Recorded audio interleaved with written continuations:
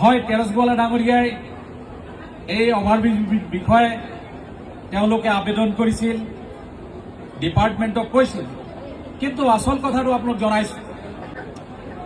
যে এই অভাৰব্ৰিজটো কেনেকৈ হ'ল এই কথা আপোনাক জনাইছোঁ। মই এদিন ঘৰৰ পৰা ডিব্ৰুগড়লৈ গৈ আছিলোঁ আৰু গৈ থাকোঁতে অভাৰব্ৰিজটোৰ ওচৰত পাওঁতে ৰেল গেট লাগি আছিল আৰু হঠাৎ আজিৰ মুখ্যমন্ত্ৰী তেতিয়া PW ডিপাৰ্টমেণ্টৰ মন্ত্ৰী ডক্টৰ হিমন্ত বিশ্ব শৰ্মা ডাঙৰীয়া মোলৈ টেলিফোন কৰিছিল কিবা এটা কাৰণত, আৰু তেতিয়া মই তেওঁক কৈছিলোঁ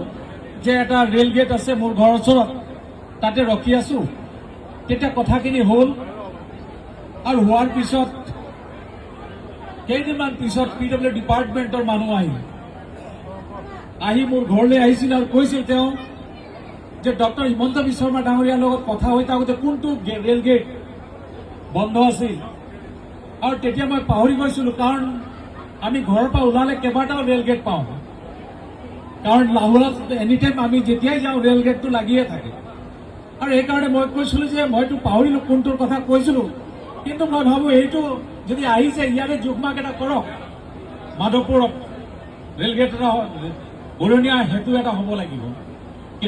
কিন্তু পিছত ৰেলৱে ডিপাৰ্টমেণ্টে দুইটাই ছাৰ্ভে কৰিলে যে ষ্টেচনৰ ওচৰত থকা শুনো আৰু এইটোও কৰা হ'ল। কিন্তু আপোনাক জানি ইয়াতকৈ বেছি ইম্পৰ্টেণ্ট আছে লাহোৱালৰ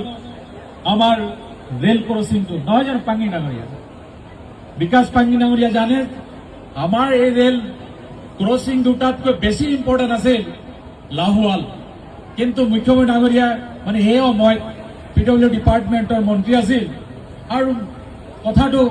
তেওঁ ইমানেই গুৰুত্ব আকাৰে ল'লে, চিন্তা কৰক আমাৰ মুখ্যমন্ত্ৰী বৰ্তমান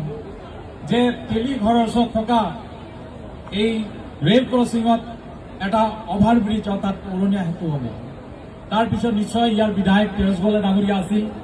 তেওঁলোকে এইবিলাক ব্যৱস্থা ল'লে, পদক্ষেপ ল'লে, যাৰ কাৰণে আজি দুটাকৈ আমি উৰণীয়া সেতু পাইছোঁ দুলীয়াজান সমষ্টিয়ে।